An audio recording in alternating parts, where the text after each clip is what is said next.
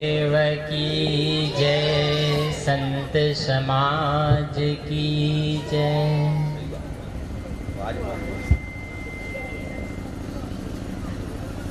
सबसे पहले निवेदन, प्रवचन के दौरान आप सबसे मैं निवेदन कर रहा हूँ, कोई सामने आकर के बंदगी नहीं करेंगे। प्रवचन के दौरान कोई सामने आकर के बंदगी नहीं करेंगे। प्रवचन के दौरान कोई आकर के भेंट पूजा नहीं करेंगे। आप सबको अवसर दिया जाएगा कार्यक्रम के लास्ट में। आप आते हैं, आपके भावनाओं को प्रकट करते हैं, पर व्यवधान सबको होता है, सबके नजरिए उधर जाते हैं। इसलिए आप सबसे निवेदन है कि कोई बीच में सामने आने का प्रयास नहीं करेंगे। सभी लोग शांति से बैठे और मेरी बातें शांति से सुने। मैं कुछ सूत्रों के हिसाब से अपनी बात, अन्य माइक बंद कर देंगे, माइक बंद कर देंगे, आप कर देंगे माइक आप कर देंगे, आप कर दीजिए माइक। हेलो, आप लोग ध्यान से सुनिए बातें। जीवन में छोटी छोटी सुधार से ही जीवन का निर्माण होता है, और यह एक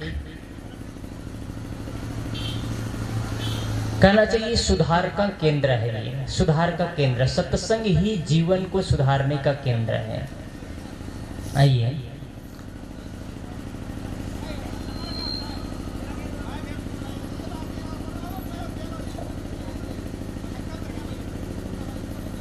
परम पूज्य श्री आदरणीय संत श्री सुशील साहिब जी,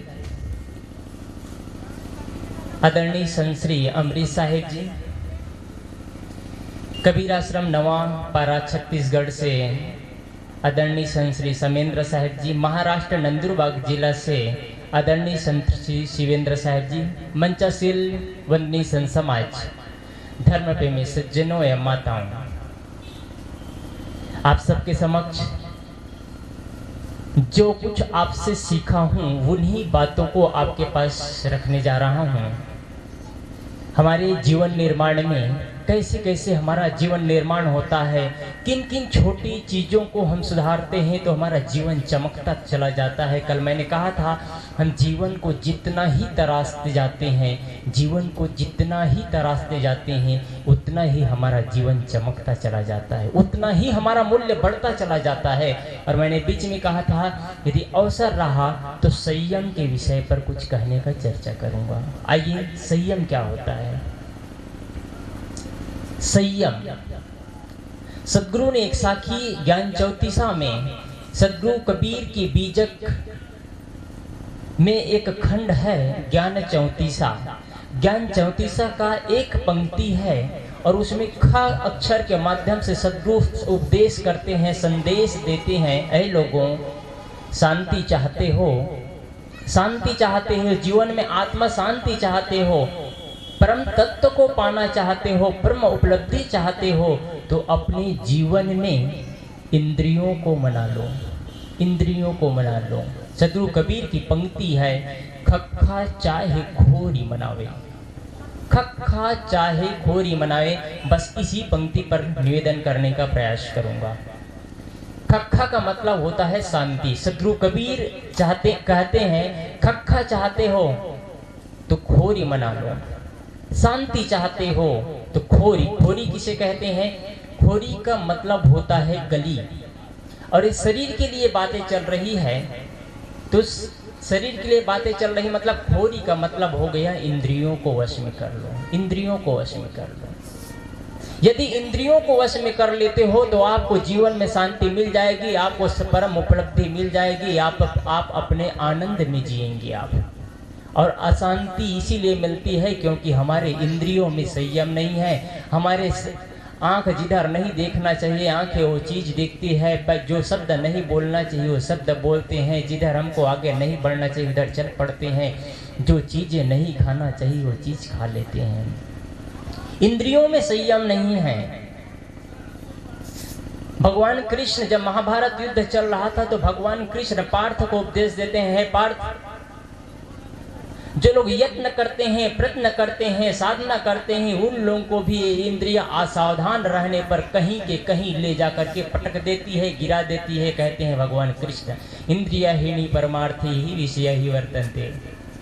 जो इंद्रियों से यत्न करते हैं, प्रयत्न करते हैं या साधना करते हैं, उनको भी सावधान नहीं रहने पर इंद्रियां कहीं के कहीं ले जा करके गिरा देती है, पटक देती है। सावधान रहना, इंद्रियों से सावधान रहना, बहुत सशक्त, बहुत जागरूक रहने की जरूरत है। नहीं तो थोड़ी भी लापरवाही होगी तो इंद्रियां कहाँ के कहाँ ले जा करके घसीट डालेगी, कहीं के कहीं तबाह कर देगी, कोई ठिकाना नहीं है। इंद्रियां कैसी है, एक मोटे उदाहरण आपको दूं। इंद्रियां जैसे गांव में एक बैल होता है, सांड कभी भी किसी के खेत में जाकर के मुंह मारता है ना, ठीक वैसे ही हमारी इंद्रियां हैं, सावधान रहना। ये भगवान कृष्ण अर्जुन को उपदेश दे रहे हैं। भगवान कृष्ण कह रहे हैं अर्जुन से, हे पार्थ, कर्म करो, फल की चिंता मत करो, सावधान रह करके कर्म करना, कभी भी असावधानी नहीं होना चाहिए। असावधानी के बल पर हमारा जीवन तबाह हो जाता है। ये इंद्रियां कैसी है, इंद्रियां जैसे आप एक पोटली ले ले कपड़े, और कपड़े में सरसों के दाने ले ले, और सरसों के दाने की पोटली बांध लो आप, और पोटली बांध रहे हैं, पोटली बांधते बांधते पोटली छूट जाता है। पोटली छूटने के बाद में सरसों के दाने बिखर जाते हैं, सरसों के दाने बिखर जाते हैं। सरसों के दाने यहाँ पर बिखरता है तो कहीं मंच पर आता है, कहीं गलीचे के नीचे चला जाता है, कहीं तिरपाल के नीचे चला जाता है, कहीं गद्दे के नीचे चला जाता है। ये सरसों के दाने जैसे बिखर जाता है, ठीक ऐसे ही असावधान रहने पर हमारी इंद्रियां बिखर जाती है, इंद्रियां बिखर जाती है। जिस व्यक्ति के जीवन में इंद्रियों में संयम नहीं है, वो व्यक्ति कभी सुख और शांति का जीवन नहीं जी सकता है। इंद्रियां ही संयम की पाठ सिखाओ, इंद्रियों को अपने वश में रखो आप। सदगुरु कबीर कहते हैं, तन के चलाए मन चले जाते सर्वस जाए। यदि तन के हिसाब से मन को चलाते हो, मन के हिसाब से तन को चलाते हैं, तो सब कुछ तबाह हो जाएगा, लुट जाएगा, सब कुछ नहीं बचेगा। इसीलिए सदगुरु कबीर कहते हैं, तन और मन को एक रखो। सदगुरु कबीर कहते हैं, तन मन एक होए रहे तब हंस कबीर कहाए। सदगुरु कबीर हंस की उपाधि देते हैं। जब तन और मन आपका एक हो जाता है और परम उपलब्धि की ओर लग जाता है, परम उपलब्धि, परम शांति की खोज में लग जाता है, तब आप कबीर कहलाते हैं, हंस कबीर कहलाते हैं। मनुष्य जीवन का परम उद्देश्य क्या है?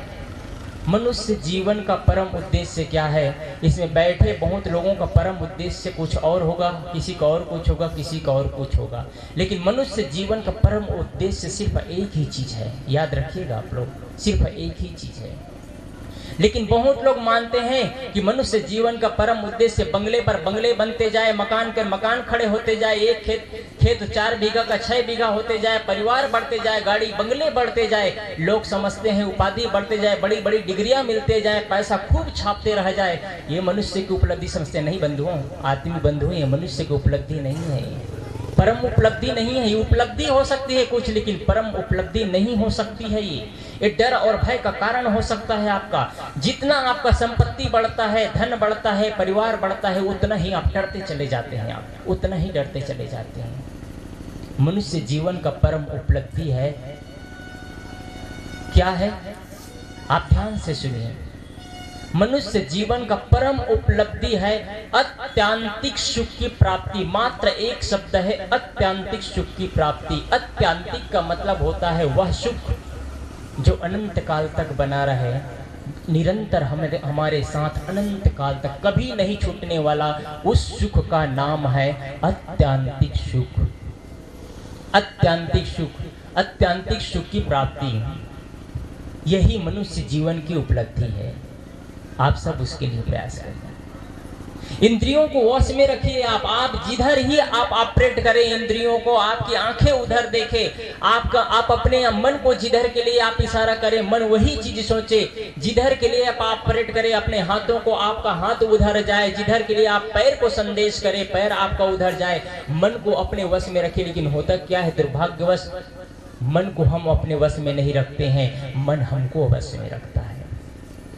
मन को हम वश में नहीं रखते हैं। जय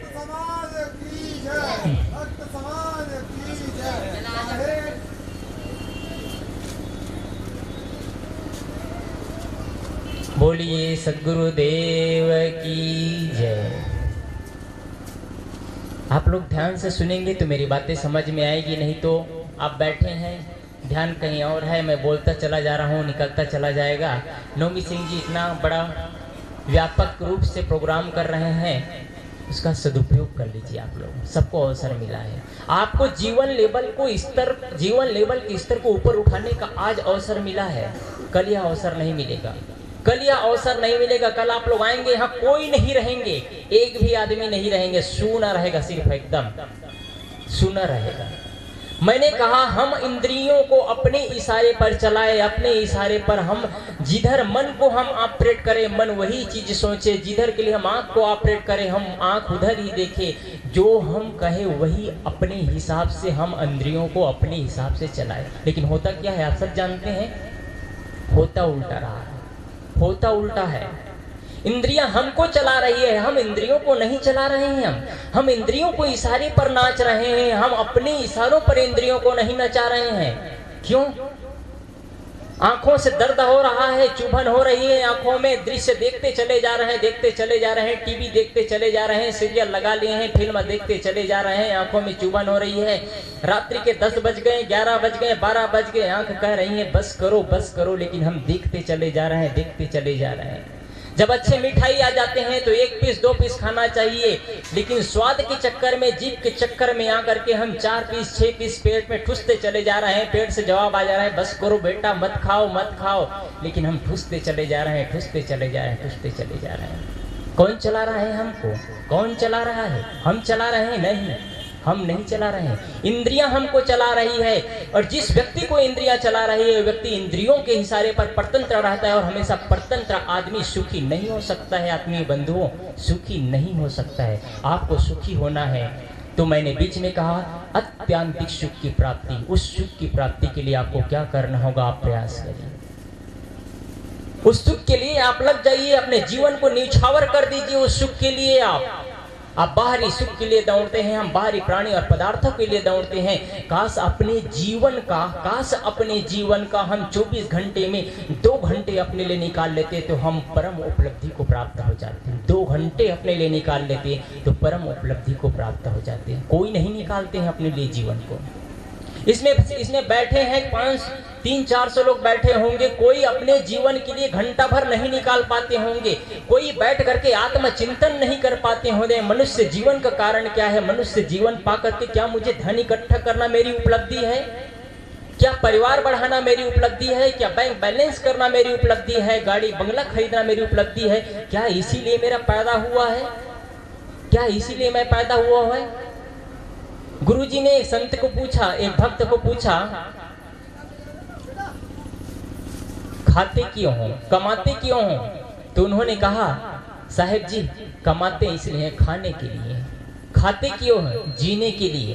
फिर पूछते हैं जीते क्यों हो? कोई पता नहीं है, जीते क्यों हो? कोई पता नहीं है। जियो आत्म कल्याण के लिए, जियो आत्म कल्याण के लिए, पैसा के लिए मत जियो, लड़ाई के लिए मत जियो, परिवार के लिए मत जियो, अपने लिए जियो। आप अपने आत्म कल्याण के लिए जियो। जीवन में संयम की बहुत ही जरूरत है, बिना संयम के आप विकास नहीं कर सकते हैं। आप ध्यान रखिएगा इन चीजों को, बिना संयम के आप विकास नहीं कर सकते हैं। संयम बहुत जरूरी है। फ्रांस के प्रधान सेनापति नेपोलियन बोनापार्ट का आप नाम सुने होंगे। नेपोलियन बोनापार्ट जिस समय पढ़ाई कर रहे थे, स्कूली पढ़ाई कर रहे थे, जब पढ़ाई कर रहे थे तो एक किराए के मकान में रहता था। नेपोलियन बोनापार्ट किराए के मकान में रहता था। उस मकान मालिक एक लड़की थी, जो जब भी नेपोलियन बोनापार्ट अपने कमरे में होते तो वो लड़की आती और उनके सामने नाच नौटंकी करती, उनको रिझाने का प्रयास करते। लेकिन नेपोलियन बोनापार्ट जब भी वो लड़की आती तो नेपोलियन बोनापार्ट पढ़ता रहता या लिखता रहता या भोजन बनाता रहता या कपड़ा धोता रहता। 1 मिनट भी उस लड़की को टाइम नहीं दिया नेपोलियन बोनापार्ट, 1 मिनट भी उस लड़की को टाइम नहीं देता है। जब नेपोलियन बोनापार्ट पढ़ाई के दौरान पढ़ाई कर लिया, पढ़ाई करने के बाद में फ्रांस का प्रधान सेनापति बनता है। फ्रांस का प्रधान सेनापति, जब फ्रांस का प्रधान सेनापति बनता है तो फ्रांस का प्रधान सेनापति बनने के बाद में अपने घुड़सवार होकर के उसी जिस मकान पर रहता था उधर ही चला गया, वो उधर ही चला गया, और जिस घर में रहता था उधर ही जाता है। वो बहन को देख करके पहचान लेता है फ्रांस का प्रधान सेनापति नेपोलियन बोनापार्ट, उसके साथ में और कई लोग गए हैं। नेपोलियन बोनापार्ट उस बहन से पूछता है, बहन क्या यहाँ कोई नेपोलियन बोनापार्ट नाम का कोई व्यक्ति रहता था, आप जानते हैं? वो लड़की कहती है, हाँ उसको अच्छी तरह से जानता हूँ, उनका जीवन के बारे में मत पूछो, संगीत विहीन जीवन है, रसहीन जीवन है, बस पुस्तकों की कीड़ा है वो, उसके बारे में खुद भी मत पूछो। नेपोलियन बोनापार्ट अंदर अंदर मुस्कुरा रहा है, अंदर अंदर मुस्कुरा रहा है। इतनी में नेपोलियन बोनापार्ट कहता है, बहन जिसके बारे में आप बोल रहे हैं, जिसके बारे में आप बोल रहे हैं, वो फ्रांस का प्रधान सेनापति मैं हूँ, नेपोलियन बोनापार्ट। यदि तुम्हारे चंगुल में मैं फंस जाता तो आज फ्रांस का प्रधान सेनापति नहीं बनता, बल्कि मैं एक साधारण सा सिपाही होता, साधारण सा सिपाही होता।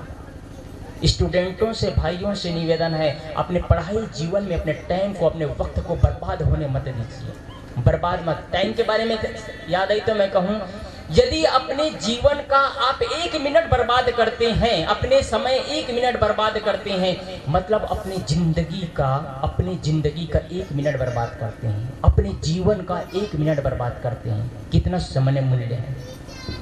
उस बर्बाद हुआ वक्त को अरबों रुपया दे करके भी आप वापस नहीं ला सकते हैं, उस समय को आप वापस नहीं ला सकते हैं। आप यदि आपने किसी के साथ में 1 घंटा विवाद किया, मतलब आपके जीवन का 1 घंटा बर्बाद हो गया, 1 घंटा बर्बाद हुआ।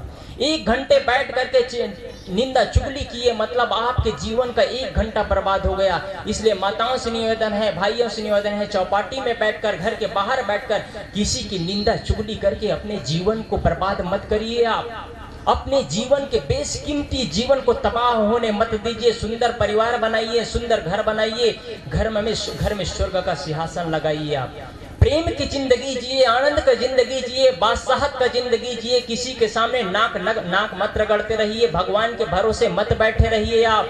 आपके पास वीरता है, आपने परिवार बसाया है, आपका परिवार है, आपके बच्चे हैं, आपके पास ताकत है, हर्ष है। एक बादशाह की जिंदगी जिए, भगवान के भरोसे मत बैठे रहिए। जो भगवान को मानते हैं उनके लिए मैं क्षमा चाहता हूँ। भगवान इस दुनिया में है, लेकिन मैं रीजनल भगवान को मानता हूँ, रीजनल भगवान को। आज पूरे भारत देश, पूरे विश्व कोरोना महामारी में तबाही में मच रहा था, तो सारे भगवान के दरवाजे बंद पड़े थे। कौन सा भगवान काम आता है आपको पता है?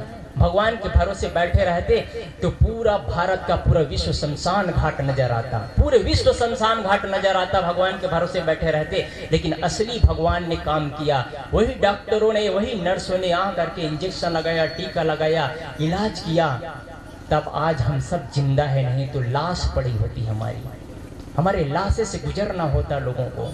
असली भगवान को आप पहचानिए, असली भगवान को। मनुष्य है तो संयम जरूरी है। मैं पुनः अपने विषय पर आई हूं, मैं कुछ बात करता जाऊंगा, पुनः संयम की बात कर रहा हूं मैं।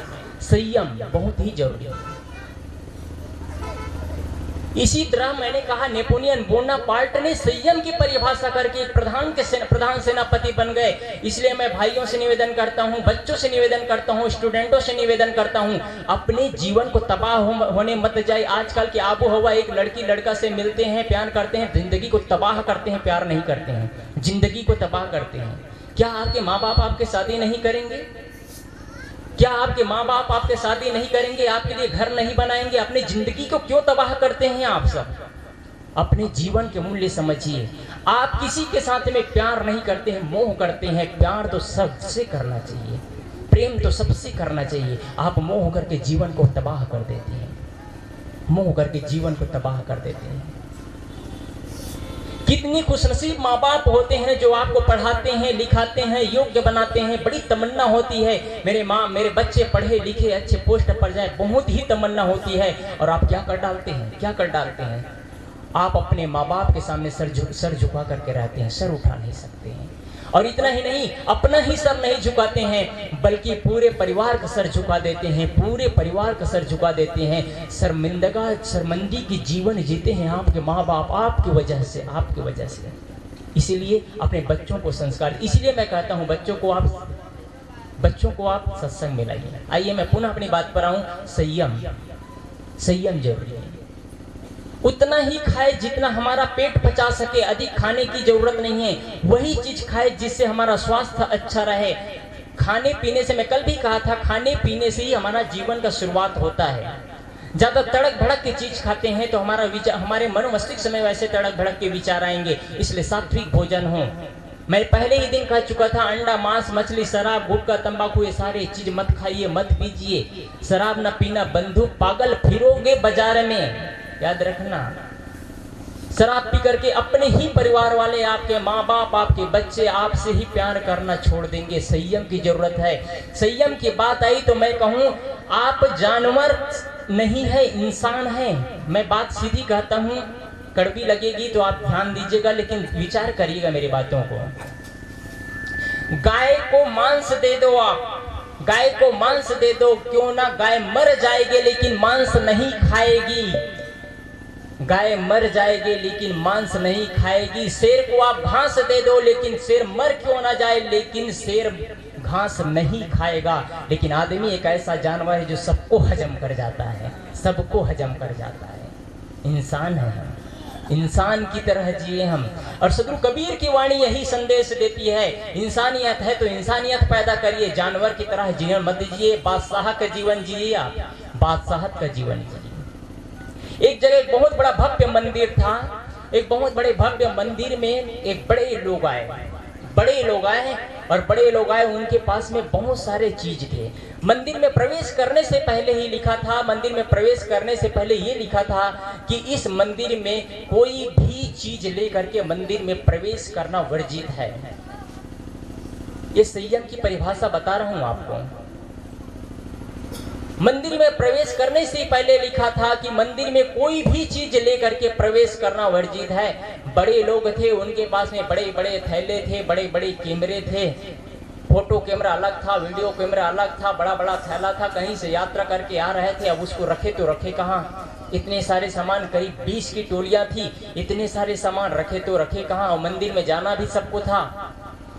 सभी ने किया का सबके सभी सामान, अपना अपना सारे सामान को ला करके एक जगह इकट्ठा कर दिया। एक जगह इकट्ठा कर दिए, अपने जेब टटोलते गए, जेब से पर्स भी निकाल करके रखते गए, पर्स भी निकाल करके रखते गए। और वहां पर एक कुत्ता था उनके साथ में। एक कुत्ता था, दिखने से भी डरावना लगता था, भयावह। मंदिर में प्रवेश करने से पहले कुत्ते के मालिक कुत्ता से कहते हैं, इसका ध्यान रखना, कुछ नहीं होना चाहिए। इतना ही कहता है, इसका ध्यान रखना है, कुछ नहीं होना चाहिए। और सभी लोग कीमती से कीमती सामान, मोबाइल, कैमरा, पर्स, सब कुछ छोड़ करके चले गए, मंदिर में प्रवेश कर गए। और करीब करीब मंदिर से घूम करके आते आते 1.5 घंटा लग गया। 1.5 घंटा लग गया। कुत्ता वहां से टस और मस नहीं होता है, हिलता नहीं है। किसी की मजाल है कि कोई आदमी वहां का सामान छू सके, किसी की मजाल है जो आदमी वहां का सामान छू सके, कोई सामान नहीं छूता है। देखिए, जीव जंतु में इतना डिसिप्लिन है, इतना संयम है। आदमी अपने इशारे पे पूरी दुनिया को नचाती है अपने इशारे पर, लेकिन अपने आप से खुद परतंत्र बना है।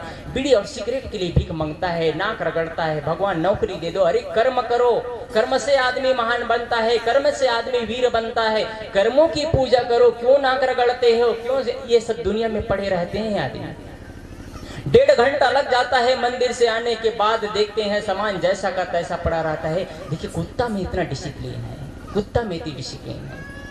जब सर्कस दिखाता है, सर्कस दिखाने वाले तो खूंखार जानवर को अपने इशारे में नचाता है। शेर को कहता है आदमी को और बैठ जाओ, शेर उसके ऊपर बैठ जाता है। आप देखे होंगे सर्कस, कुछ लोग, शेर उसके ऊपर बैठ जाता है। खूंखार जानवर को अपने इशारे, जो मांस खाता है उसको भी अपने इशारे पर नचाता है, उसको भी अपने इशारे पर नचाता है। शेर कुछ नहीं करता है, उठ जाओ कहते हैं उठ जाता है। शेर, चीता, भालू सबको अपने इशारे पर नचाता है, और आदमी खुद अपने इशारे पर नहीं नचाता है। एक जगह एक बच्चे के यहाँ एक संत गए, और एक संत गए तो एक बच्चा ने कहा, महाराज जी मैं खेल दिखाऊं? तो कहते हैं दिखाओ। तो एक खिलौना लाया था, तो खेल दिखा। बच्चा कहता है, महाराज जी आप गो कहो तो चल पड़ेगा, कम कहो तो रुक जाएगा, वहीं पर आ जाएगा आपके पास वापिस। तो कहते हैं बोलो। महाराज जी बोलते हैं गो, उनका खिलौना चल पड़ता है, उनका खिलौना चढ़ पाता है। कम कहते हैं वापिस आ जाता है, वहीं पर रुक जाता है। काश ऐसे ही हमारी इंद्रियां होती, गो कहते चल पड़ता, रुकने स्टॉप कहते हैं रुक जाता। काश ऐसे ही इंद्रियां होती तो कितना अच्छा होता, लेकिन ऐसा नहीं है। लेकिन इससे अच्छा है कि हम जो चाहे वो सोच सकते हैं, जैसा चाहे हम जी सकते हैं, उससे अच्छा है। लेकिन जो कमजोर होते हैं, जो बुज़दिल लोग होते हैं, जो कायर लोग होते हैं, वो दूसरों के इशारे पर नचते हैं, अपने आप को परतंत्र साबित करते हैं, बादशाहत का जीवन नहीं जीते हैं। संयम बहुत जरूरी है। संयम की परिभाषा देखिए आप, संयम की परिभाषा बहुत ही जरूरी है। बिना संयम के आप विकास नहीं कर सकते हैं। महात्मा गांधी संयम की परिभाषा दिखाते थे। महात्मा गांधी जब उनकी पत्नी कस्तूरबा बाई को उनका ब्लड प्रेशर बढ़ गया था, डॉक्टर ने कहा उनको कि तुमको नमक नहीं खाना है, नमक नहीं खाना है। कस्तूरबा बाई को लगता था क्या सीठा सीठा खाए, नमक कैसे नहीं खाऊं। वो बेचारी करती क्या थी, चुपके से नमक खा लेती थी। एक दिन महात्मा गांधी उनके खाते हुए भोजन को छीन करके चखा, तुम नमक खाती हो? तो महात्मा गांधी ने कहा अब तुम नमक खाओ या ना खाओ कोई बात नहीं, मैं 6 महीना के लिए नमक को टच भी नहीं करूंगा। कस्तूरबा बाई नाक रगड़ती है, आप क्यों नहीं खाओगे? मैं तो आप खाओ, मैं छोड़ दूंगी। तो महात्मा गांधी कहते हैं आखिर तुम मेरी पत्नी हो, अर्धांगिनी हो, मैं खाऊं और तुम नहीं खाओ तो क्या मतलब होता है, इसलिए अच्छा मैं छोड़ देता हूँ। ये महात्मा गांधी का संयम है। महात्मा गांधी बादाम खाते थे तो 6 बादाम भिंगाना था, तो उनके साथ में 6 के साथ में 8-10 बादाम भंगाते थे। तो महात्मा गांधी कहे 6 बादाम भिंगाया करो। दूसरे दिन उनके साथी ने फिर 8 बादाम भिंगाया, तो महात्मा गांधी कहे मैं 6 ही बादाम खाऊंगा, 8 नहीं खा सकता, तुम खा लेना, तुमको खाना है। तो ये संयम की परिभाषा है। आत्मीय बंधुओं, बिना संयम के आप विकास नहीं कर सकते हैं। कथावाचक मंच पर बैठे रहते हैं, कथा कर रहे हैं, भागवत कर रहे हैं, पान खा रहे हैं, गलगला रहे हैं, थूक रहे हैं, कथा भी कर रहे हैं। साधु बने हैं, गंजा का दम लगा रहे हैं, सिगड़ी और सिगरेट थूक रहे हैं, साधु भी बने हुए हैं। क्या ऐसे लोग समाज का विकास कर सकते हैं? मैं क्षमा चाहूंगा अगर किसी को कड़वी लग रही है बात, लेकिन आप विचार करिए। इसलिए मैं कहता हूं अच्छे संतों से जुड़े, अच्छे लोगों को बुलाइए जो आपको अपने आप से मुलाकात कराए। ये कहना चाहिए जीवन सुधार का केंद्र है सत्संगी, जीवन परिवर्तन केंद्र कहा जाता है सत्संग को, जीवन परिवर्तन केंद्र। आप अपने इंद्रियों को अपने इशारे पर ना चाहिए, अपने इंद्रियों पर, अपनी इंद्रियों पर, अपने इशारे पर अपनी इंद्रियों को ना चाहिए। एक बुढ़िया माँ की अवस्था लगभग 80 वर्ष की अवस्था थी। उन्होंने सुना था कि गंगा मैया में स्नान करने मात्र से मुक्ति मिल जाती है। उनके मन में एक तमन्ना रही कि मैं भी गंगा स्नान कर लूं, मैं भी गंगा स्नान कर लूं, मन में एक तमन्ना थी। बुढ़िया माँ धीरे धीरे घर से निकलती है, धीरे धीरे चलते गंगा में पहुंच जाती है, गंगा स्नान करती है। गंगा स्नान तो कर ली है, चलते चलते आई है, थक गई है, 80 वर्ष की अवस्था है, अब कैसे चला नहीं जा रहा है। बुढ़िया माँ जैसे ही स्नान करके निकलती है तो बगल में एक ऊंट बैठा हुआ था। ऊंट बैठा हुआ था, बुढ़िया माँ उस ऊंट पर बैठ जाती है और ऊंट खड़ा हो जाता है, ऊंट चलना शुरू कर देता है, ऊंट चलना शुरू कर देता है। लोग पूछते हैं बुढ़िया माँ किधर जा रही हो? बुढ़िया माँ कहती हैं बेटा मुझे पता नहीं है, मेरे पास में नखेल तो है नहीं, ऊंट जिधर ले जाए उधर ही मैं चले जा रही हूँ, मेरे पास नखेल नहीं है। ये बुढ़िया माँ की कहानी नहीं है, ये हम सब की कहानी है, ये हम सब की कहानी है। नखेल नहीं है, इंद्रियों में संयम नहीं है, इंद्रियों में लगाम नहीं है, तो इंद्रियां ऊंट की तरह हमको जिधर ले जाएंगे उधर ही हम भटकते भटकते चले जाएंगे और जीवन तबाह हो जाएगा, जीवन तबाह हो जाएगा। संयम होना चाहिए, लगाम होना चाहिए, अपने इशारे पर ना चाहिए। यदि आप संयम की परिभाषा पढ़ लेते हैं, संयम जीवन जीते हैं, तो आपसे आदर्श लेंगे, परिवार के लोग वो संयम का पाठ सीखेंगे, संयम का पाठ सीखेंगे। भगवान श्री कृष्ण जब महाभारत युद्ध चल रहा था तो भगवान कृष्ण अपने घोड़ों के लिए चारा की व्यवस्था खुद करता था। इतने में द्रौपदी कहती है भैया हमारे यहाँ इतने नौकर चाकर हैं, इतने लोग हैं, आप भला ये सब काम कौन करते हैं? तो भगवान कृष्ण कहते हैं घोड़े पर सवार मैं हूँ और उसका व्यवस्था कोई दूसरा करे क्या मैं नहीं कर सकता हूँ? मैं कर सकता हूँ, मेरा घोड़ा है, मेरे इशारों पर नाचता है। भगवान कृष्ण कहते हैं मेरे इशारों पर नाचता है, मेरा घोड़ा है, मेरे हिसाब से चलता है। मैं जहाँ बैठने कहता हूँ वहाँ बैठ जाता है, जहाँ उठने कहता हूँ उठ जाता है, जहाँ कूदने कहता हूँ कूद करके चढ़ना शुरू कर देता है। भगवान कृष्ण इशारों पर नचाते थे अपने घोड़े को। कभी भी भगवान कृष्ण ने घोड़े पर चाबुक नहीं लगाया है। पूरे युद्ध के दौरान कभी भगवान कृष्ण ने चाबुक नहीं लगाया घोड़े पर, याद रखिएगा। आप कितना ही चाबुक मारते रहे, अगर संयम नहीं रहे तो जीवन में चाबुक मारते मारते थक जाएंगे, रहेंगे जहाँ के तहाँ, हम सब रहेंगे जहाँ के तहाँ। भगवान कृष्ण युद्ध चल रहा है, घोड़े को इशारा करता था, हाथ का इशारा देता था, घोड़ा बैठ जाता था। कर्ण ने जब कर्ण ने बाण छोड़ा तो किसको? युधिष्ठिर को लगने वाला था, अर्जुन को लगने वाला था, तो अर्जुन को बाण लगने वाला था। इतना में घोड़े को इशारा करता है और घोड़े को इशारा करते ही उनका घोड़ा बैठ जाता है और बंदूक बाण ऊपर से होकर के निकल जाता है। किसके इशारे पर नचता था? किसके इशारे पर? ये संयम की परिभाषा है आत्मीय बंधुओं। जीवन में बिना संयम के कुछ भी नहीं हो सकता है, बिना संयम के कुछ नहीं हो सकता है। आदमी के पास इतनी महाशक्ति है, इतनी शक्ति है कि बताऊं क्या मैं, जो जन्म के दुश्मन होते हैं उनको भी मित्र बना देते हैं। एक जगह मदारी खेल दिखा रहे थे, मैं आपको जो बता रहा हूँ वो घटनाएं हैं, मैं कहानी और किस्सा में अपना समय नहीं देना चाहता हूँ। ये घटनाएं हैं, आप इसको विचार करिएगा। एक मदारी खेल दिखा रहा था, खेल दिखाते दिखाते मदारी ने सर्प और नेवला को निकाला और सर्प और नेवला अपने झोली से निकालता है और एक दूसरे में दोनों कटिबद्ध हो जाते हैं, खूना खून हो जाते हैं। एक व्यक्ति कहते हैं बस करो भैया, दोनों खूना खून हो गया है, मर जाएंगे। इतना में मर्दारी कहते हैं बस करो बेटा। सर्प और नेवला चुपचाप वहीं पर बैठ जाते हैं, उनकी झोली में बगल में आ जाते हैं। जो जन्म के दुश्मन है, आप सबको पता है, जो जन्म के दुश्मन है उसको भी मदारी ने अपने इशारे पर दिखा करके मित्र बना दिया। दूसरा फिर निकालता है, इधर से चूहा और बिल्ली को निकालता है, वो भी दूसरा एक दूसरे में कटिबद्ध हो जाते हैं, खूना खून हो जाते हैं। उसको भी मदारी कहते हैं बस करो बेटा, अब यहीं समाप्त करते हैं। चूहा और बिल्ली अपने अंदर हो जाता है। आत्मीय बंधुओं, संयम जरूरी है। कब तक लड़ेंगे परिवार वालों से? आप प्रेम की जिंदगी जिए, आनंद की जिंदगी जिए, आनंद की जिंदगी। जब तक आपके जीवन में संयम नहीं होगा, आप विकास के क्रम में आगे नहीं बढ़ सकते हैं, आप विकास नहीं कर सकते हैं। इसलिए संयम बहुत जरूरी है। और सबसे ज्यादा महत्वपूर्ण विषय यह है कि आप संयम की शुरुआत कहाँ से करें? तो संयम की शुरुआत सबसे ज्यादा इस मुंह से करिएगा, इस मुंह से। याद रखिए, हमारे आंख दो है लेकिन काम सिर्फ एक है। आंख से हम सिर्फ देखते हैं, नाक दो है, सिर्फ नाक से हम सूंघते हैं, कान दो है, सिर्फ कान से सिर्फ हम सुनते हैं। लेकिन जीभ एक है और इस जीभ से एक मुलायम सा जीभ है जिसमें हड्डियां भी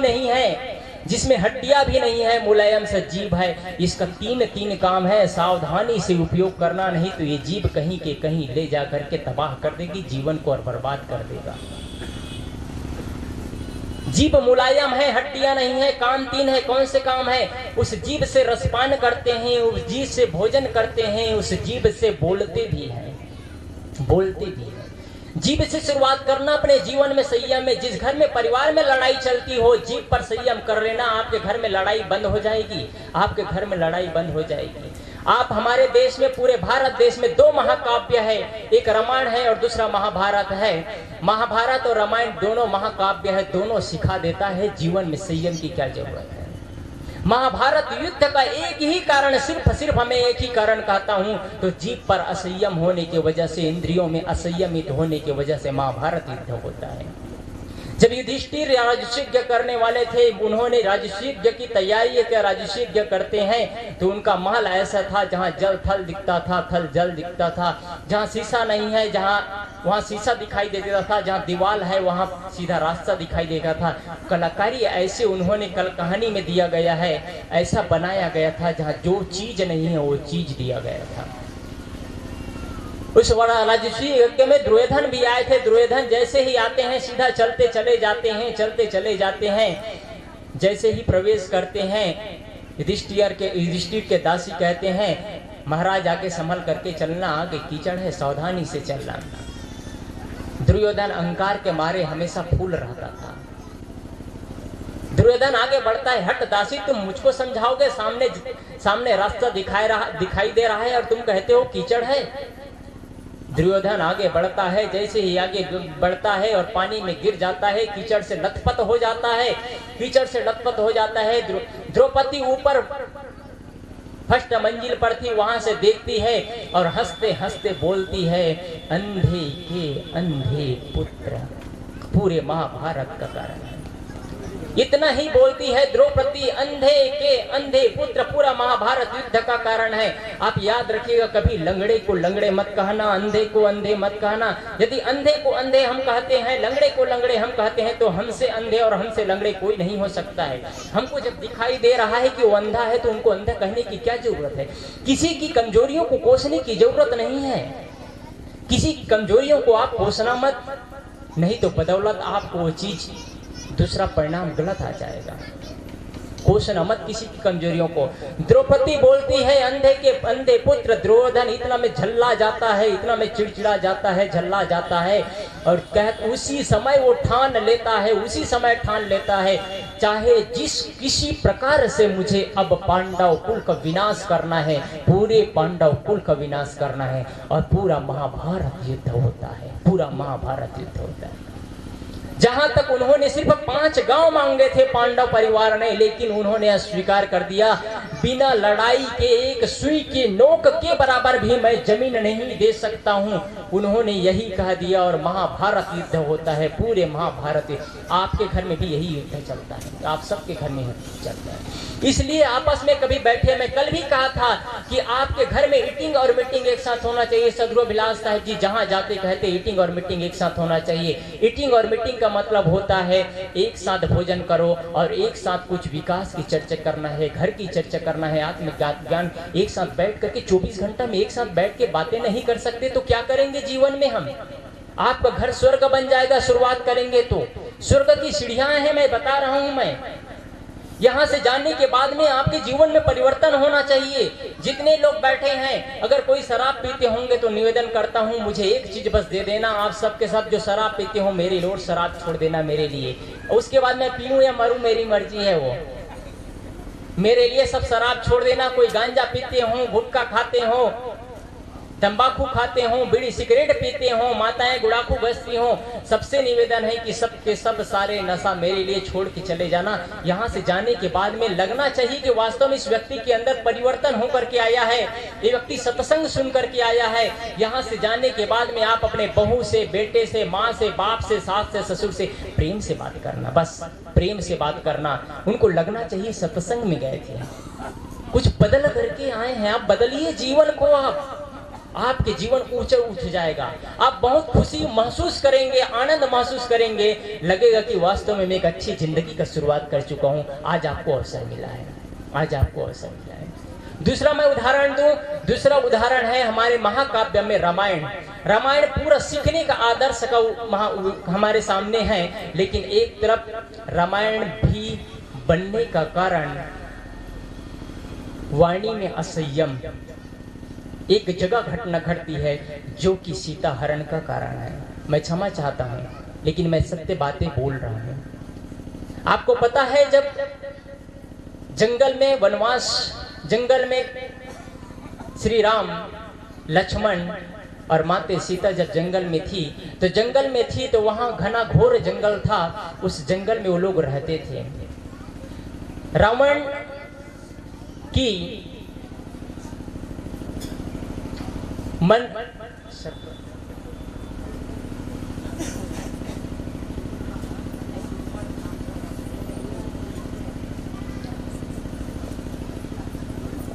जब श्री राम और लक्ष्मण के बारे में शूर्पणखा सुनती है कि वहां एक सुंदर युवक आया है, उनके बारे में सुनने के बाद में उनका मन चल पड़ता है और वहां आ जाती है वो। और आ जाती है और लक्ष्मण को कहती है कि तुम मेरे साथ में शादी कर लो, मैं तुम्हारे साथ में रह जाऊंगी।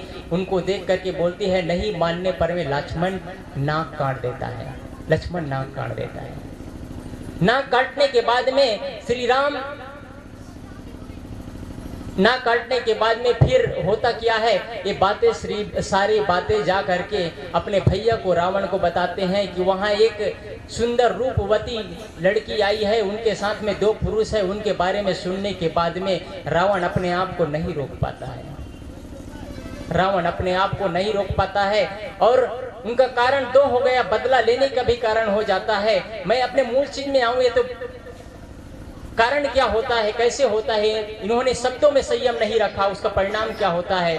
जब रावण मारीच को भेजता है, रावण मारीच को भेजता है, उनको कहता है तुमको स्वर्णमृग बन करके जाना है, और जैसे तुमको बाण लगे वो पूरे घटना बता देता है। तुम श्री राम के आवाज में पुकारना लक्ष्मण लक्ष्मण, तो पूरे घटना घटती है। होता क्या है, मारीच जंगल में आता है और स्वर्णमृग देखता है। श्री राम स्वर्णमृग देख करके सीता स्वर्णमृग देखती है और कहती है मुझे हिरण चाहिए, और हिरण चाहिए। श्री राम कहते हैं लक्ष्मण से, हे लक्ष्मण तुम्हारी भाभी को यह हिरण पसंद है।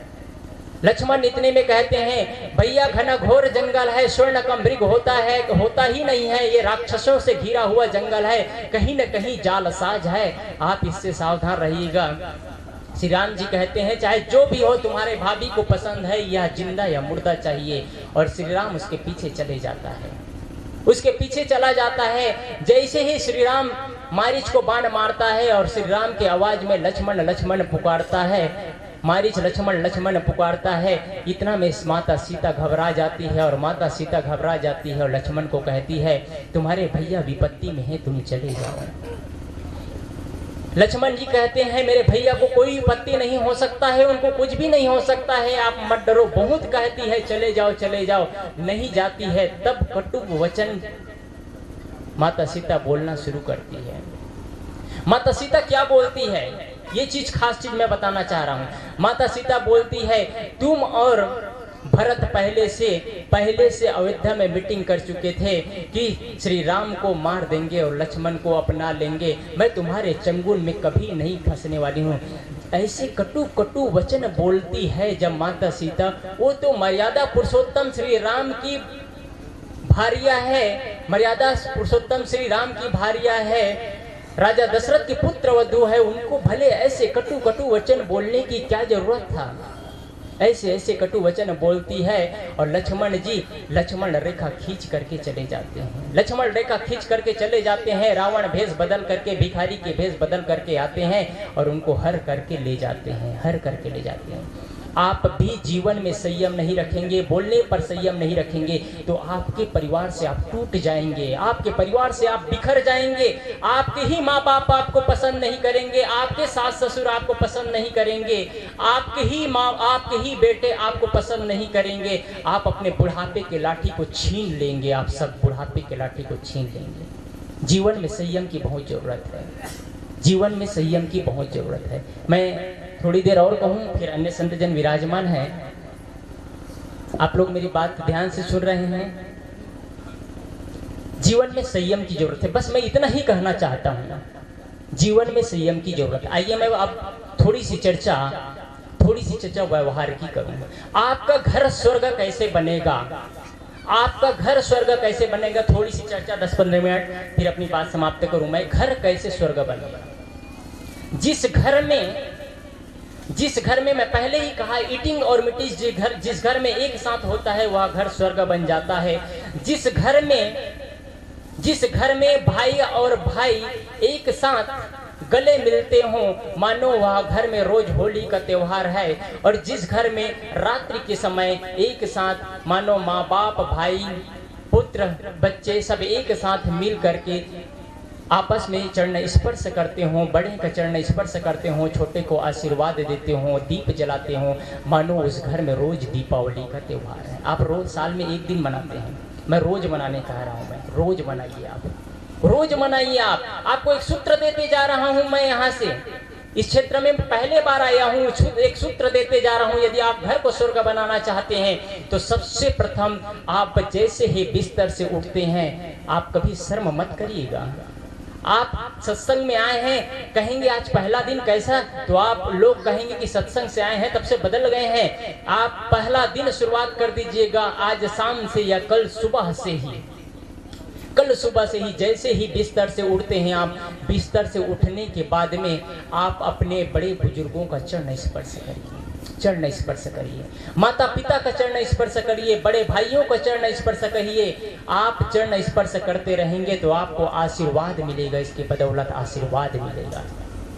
बहुत से लोग हैं जो मंदिर में जाकर के चरण स्पर्श करना नहीं भूलते हैं। बहुत से लोग हैं मंदिर में जाकर के चरण स्पर्श करना नहीं भूलते हैं, दीप जलाना नहीं भूलते हैं। लेकिन जिन्होंने हमारे अंतस्थल में दीप जलाया है, जिन्होंने प्राण दिया है हमको, किसने प्राण दिया? माता पिता ने।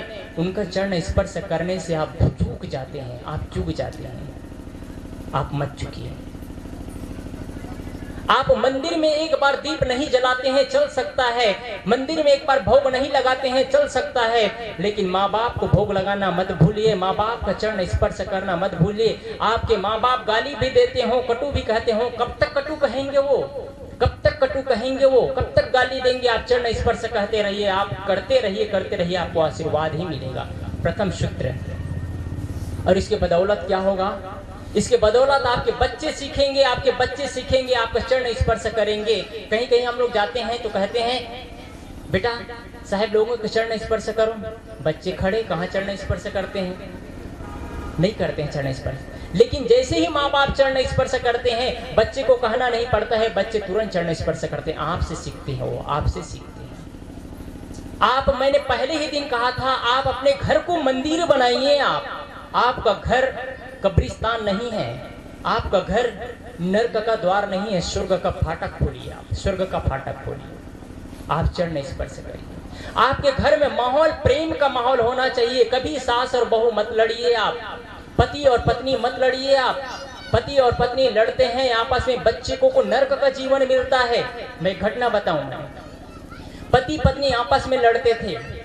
पत्नी को कहते थे, पति कहता था तुम इस घर से चले जाओ, पत्नी कहती थी तुम इस घर से चले जाओ। एक 4 साल का बच्चा और एक 6 साल का बच्चा, उनका बच्चा देखता था पति और पत्नी, माँ और पापा आपस में लड़ रहे हैं, माँ और पापा आपस में लड़ रहे हैं। एक दिन स्थिति ऐसे आती है कि बहुत ज्यादा लड़ाई शुरू हो जाता है। दोनों अपने अपने कमरे में चले जाते हैं। छोटे से बच्चे, 4 साल का बच्चा और 6 साल का बच्चा पहले अपने मम्मी के पास जाता है और मम्मी के पास जाकर के पूछता है, क्या सच में माँ तुम इस घर को छोड़ करके चली जाओगी? बच्चा क्या सीखा? 4 साल और 6 साल का बच्चा पूछता है, क्या सच में माँ तुम इस घर को छोड़ करके चली जाओगी? इतने में बच्चे फिर कहते हैं, यदि माँ तुम इस घर को छोड़ करके चली जाओगी तो हमको सुबह कौन उठाएंगे, हमको सुबह कौन स्नान कराएंगे, हमको स्कूल जाने के लिए तैयार कौन करेंगे, हमारा टिफिन कौन तैयार करेंगे? इतने में उनकी माँ की आंख खुल जाती है, बेटा मैं तुमको छोड़ करके कहीं नहीं जाऊंगी, मैं यहीं रहूंगी, कहीं नहीं जाऊंगी। वो रो पड़ती है, उनकी आंख खुल जाती है। आप लड़ते हैं, बच्चे का जीवन प्रभावित होता है। आप लड़ते हैं, अपने आपके बच्चे का जीवन बर्बाद हो जाता है। आपकी जिम्मेदारी है। मैंने कल इस दिन भी एक दिन और कहा था, यदि आप माँ बन गए हैं तो माँ बनने की अहमियत पैदा करिए। आप माँ बनना सरल है, लेकिन माँ बनने की योग्यता पैदा कर पाना ये सरल नहीं है। आप सास बन गए हैं, बहू बन गए हैं, घर के बुजुर्ग हैं, घर के बहू हैं, वो अहमियत पैदा करिए। बुजुर्ग हैं तो बुजुर्ग की तरह रहिए। आप घर के बुजुर्ग हैं, सास है तो सास है तो बहू को प्यार दीजिए, प्रेम दीजिए कि आपकी बेटी आपकी बेटी ही है, आपकी बेटी आपकी बेटी है। जिस दिन आपकी बहू भी आपको बेटी नजर आ जाएगा, उस दिन सच में आप माँ बन जाती है, उस दिन सच में आप माँ बन जाती है। यदि आपकी बहू में आपको बेटी नजर नहीं आ रहा है तो आप माँ नहीं बन पाएगी। इसलिए बच्चे उसके बाद में पिता के पास में जाता है और पिता को यही प्रश्न करता है, क्या पापा सच में आप इस घर को छोड़ करके चले जाएंगे? यदि आप इस घर को छोड़ करके चले जाएंगे तो हमको स्कूल कौन ले जाएगा, स्कूल कौन ले जाएगा? इतना में उनका आंख खुलता है, कहते हैं कहीं नहीं जाएंगे। आप अपने परिवार को सुंदर बनाइए, मत लड़िए आपस में पति और पत्नी। आप आपस में पत्नी और पत्नी लड़ते हैं तो बहुतों को दुख मिलता है। पति और पत्नी लड़ते हैं, जिस घर से बेटी आई रहती है, जिस घर से बहू आई है, वहां तक संकेत जाता है, उसके माँ बाप दुख में पड़ जाते हैं। मैं कैसे घर अपने बेटी को भेज दी हूँ, इतना दुख में अपने आपस में पति और पत्नी लड़ रहे हैं, आपस में पति और पत्नी लड़ रहे हैं, कितना दुखी होते हैं। सास और बहू लड़ते हैं, जीवन तबाह हो जाता है बच्चों का। मैंने पहले ही कहा, जैसे ही आपके घर में बच्चा पैदा होता है, आपका जीवन खत्म हो जाता है, आपका जीवन का सिर्फ केंद्र बन जाता है। आप अपने बच्चों के लिए जीते हैं, आप अपने बच्चों के लिए उच्च संस्कार दीजिए। घर में बिठाइए बच्चों को, 24 घंटा आप उनको पैसा कमाना सिखाते हैं, पढ़ाई लिखाई सिखाते हैं। कभी घर में बिठाइए बच्चों को 5 मिनट 10 मिनट रोज बिठाइए और प्रेम की परिभाषा सिखाइए। बड़ों को कैसे सम्मान देना है, अतिथि को कैसे सम्मान देना है, संत गुरुजनों को कैसे आदर देना है, ये चीज सिखाइए। और जीवन का उद्देश्य क्या है, ये चीज बताइए उनको।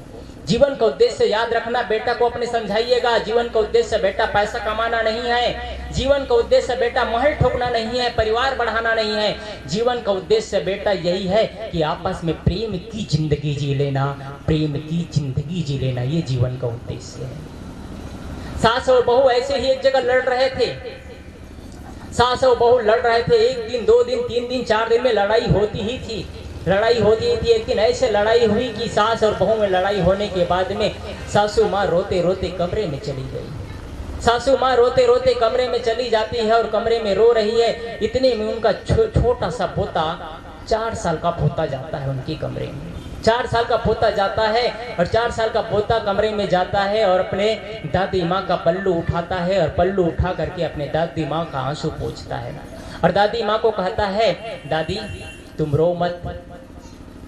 देखिए महत्वपूर्ण बात है, दादी तुम रो मत। जब मैं भी बड़ा हो जाऊंगा ना, और मैं भी बड़ा हो जाऊंगा और मेरी जब शादी होगी और मेरी शादी होगी तो मैं अपने पत्नी को कहूंगा, तुम अपनी सासू माँ की कभी सेवा मत करना, वो बहुत दुष्टा है, क्योंकि वो अपनी सासू माँ से बहुत लड़ती थी।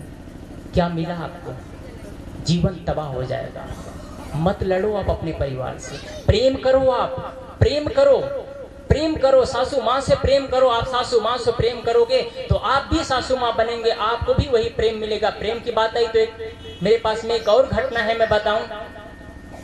एक बुढ़िया माँ, 80 साल की अवस्था, 80 साल की अवस्था, चमड़ी इतना मुलायम सा हो गया था, यदि जोर से पकड़ दिया जाए, जोर से हाथ पकड़ा जाए तो चमड़ी छिल सकता था, इतना मुलायम हो चुका था चमड़ी, इतना जर्जरता की अवस्था आ गई थी। 80 साल की अवस्था, इतनी जर्जरता की अवस्था आ गई थी। उनको एक बेटी, एक बहू बड़े प्यार से नहला रही थी, बड़े प्यार से नहला रही थी। माताओं के लिए खास बातें कह रहा हूं मैं, बड़े प्यार से नहला रही थी। इतना में एक संत उधर से गुजरता है, गुजरते गुजरते पूछता है, बेटी क्या तुम्हारी माँ है ये? क्या तुम्हारी, प्रथम पूछते हैं, क्या तुम्हारे ये सासू माँ है? बड़े प्यार से नहला रहे हो। इतने में वो बेटी कहती है, बहू कहती है, नहीं संत भगवान, मेरी सासू माँ नहीं है। तो सासू माँ नहीं तो क्या तुम्हारी माँ है? इतना प्यार से स्नान करा रही हो। तो इतने में वो कहते हैं, नहीं संत भगवान, माँ नहीं है, माँ से बढ़ करके है। इस दुनिया में माँ से बढ़ करके और कुछ नहीं हो सकता है। वो कहते हैं माँ से बढ़ करके। इतने में संत पूछते हैं, माँ से बढ़ करके बेटी और क्या हो सकता है? माँ से बढ़ करके पवित्र रिश्ता तो इस दुनिया में कुछ नहीं है। इतने में बेटी बोलती है, महाराज जी, जिसके बदौलत मैं इस घर में टिका हूँ, जिसके बदौलत मेरा सुहाग है, जिसके बदौलत मेरे मस्तक में बिंदियां लगी हुई है, जिसके बदौलत मैं सिंदूर भरा हुआ हूँ, जिसके कोख में मेरा पति पला है, वो ये माँ है। जिसके कोख में मेरा पति पला है, जिसके कोख में मेरे सुहाग पला है, वो ये माँ है। महात्मन, जिसके कोख में मेरे सुहाग पला है। क्या इतना प्यार आप अपने बहू से करते हैं? आप इतना प्यार अपने बहू से करेंगे तो आपका घर स्वर्ग बन जाएगा। मैं अपने साथ घटना घटी वो बता रहा हूँ।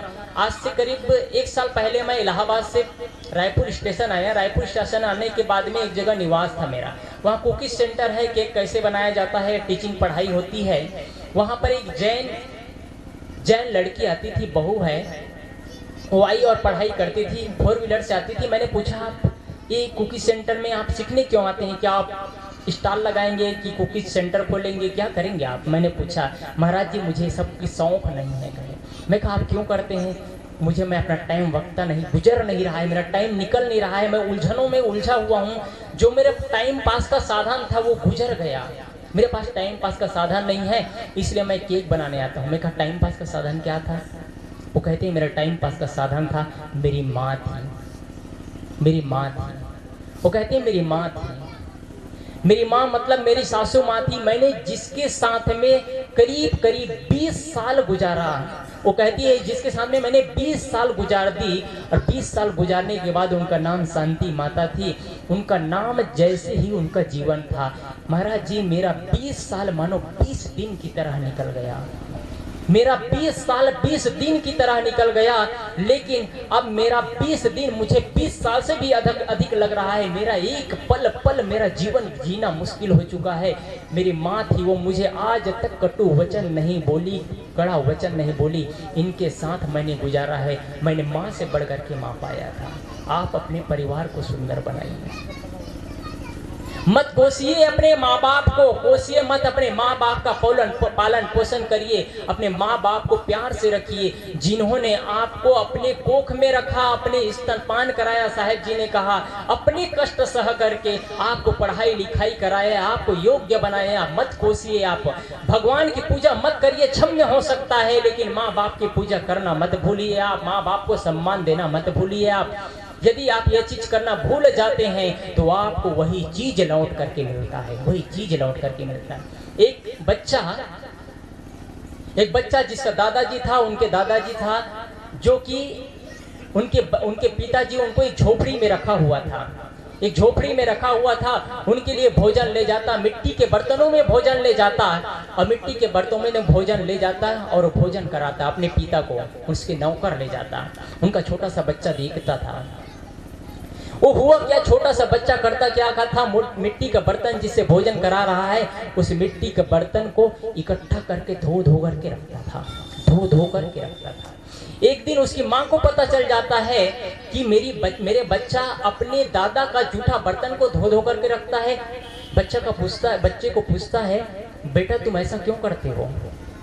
वो कहते हैं माँ आज आपके पास में करोड़ों का मकान है, करोड़ रुपया है, आपके पास पैसा है, धन द्रव्य है, आप रोज मिट्टी के बर्तन फेंकते चले जा रहे हैं। क्या पता एक दिन ऐसी स्थिति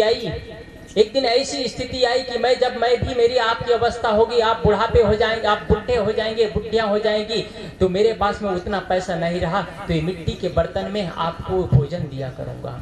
उनकी आंखें खुल जाती है।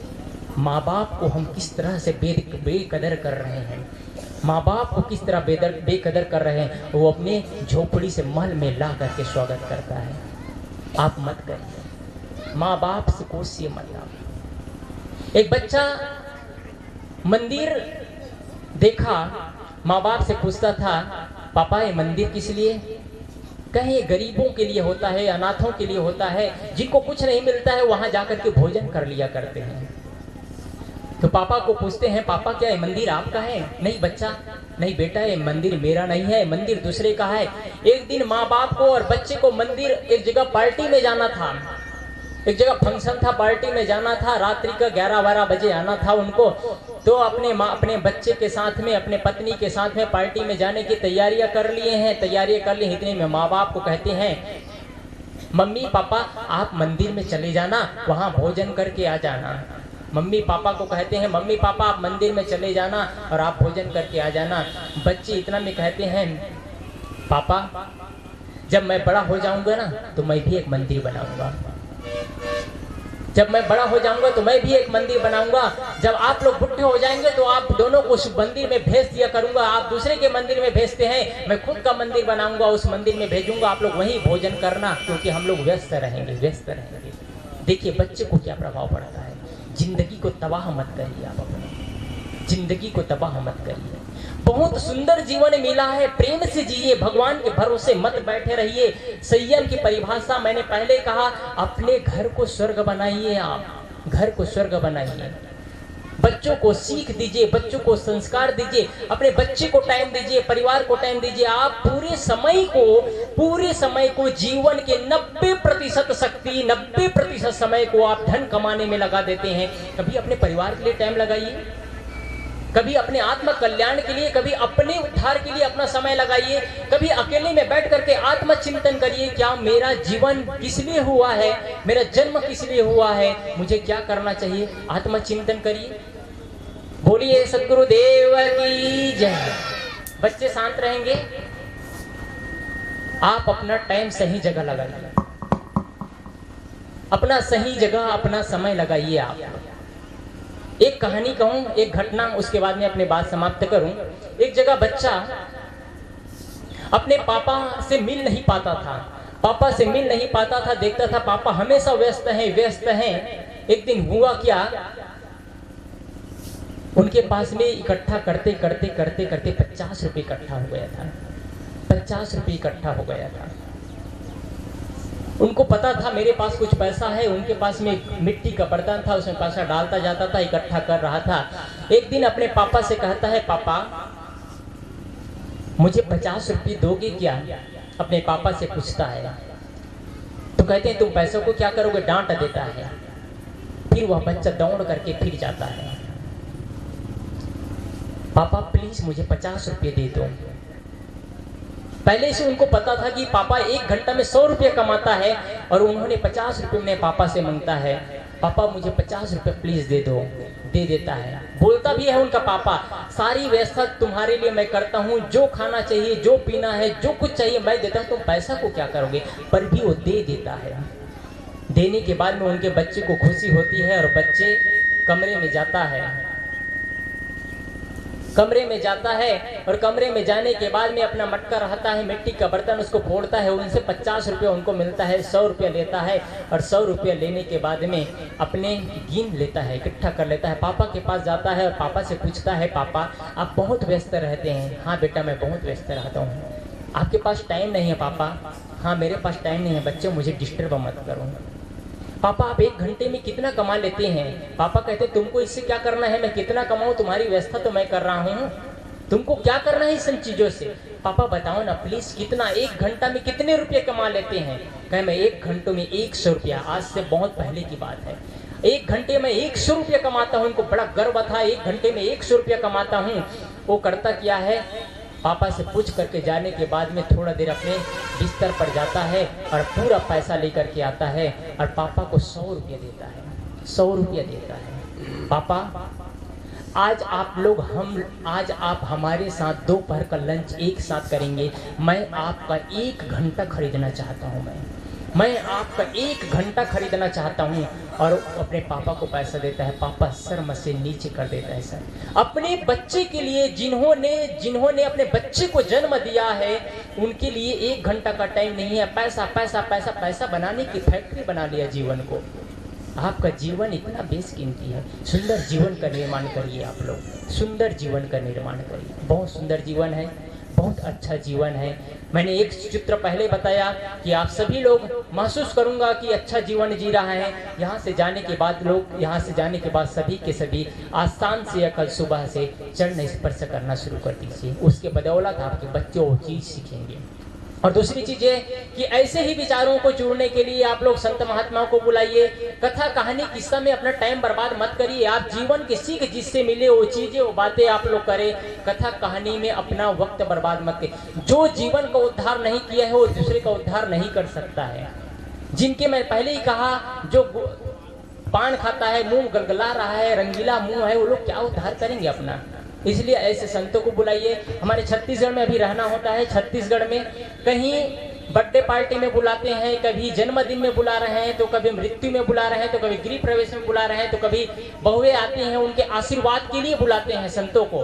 साहब जी आप लोग कुछ प्रेरणा दे दीजिए कि बहू को कैसे रहना चाहिए, घर में सासू माँ को कैसे रहना चाहिए, कुछ प्रेरणा दे दीजिए। वहाँ घंटों 2 घंटा 4 घंटा प्रवचन होता है। इस प्रकार के आप लोग आयोजन करिए। संतों को बुलाइए, संत के नजदीक के संतों को बुलाइए, जिनको बुला सकते हैं बुलाइए। आप लोग प्रोग्राम करिए और बच्चे को संस्कार दीजिए। और उन लोगों से बचिएगा जो लोग आप किसी को बुलाते हैं और पैसा का डिमांड करते हैं कि इतना पैसा लगेगा। उन लोगों से सावधान रहिएगा, वो धार्मिक व्यक्ति नहीं हो सकते हैं। मैंने काफ़ी देर तक आप लोगों के बीच में बहुत सारी बात कही, और बातें तो ऐसी है कि खत्म नहीं होती है, चलती चली जाती है। कबीर का विचार ऐसा है जैसे शाखे पर शाखे निकलते चले जाते हैं, निकलते चले जाते हैं, ऐसे ही विचार का स्रोत आता चला जाता है। ऐसे ही आप चिंतन करेंगे तो सारे विचार आपके अंदर आएगा। आपका जीवन इसीलिए आप चिंतन करिए, आत्मचिंतन। एक महान व्यक्ति बनना है आप सबको, एक योद्धा बनना है, अपने साथ लड़ाई करना है, अपने बुराइयों के साथ लड़ाई करना है, और संयम की परिभाषा के साथ घर को स्वर्ग बनाइए, घर को प्रेममय बनाइए। बोलिए सद्गुरुदेव की जय।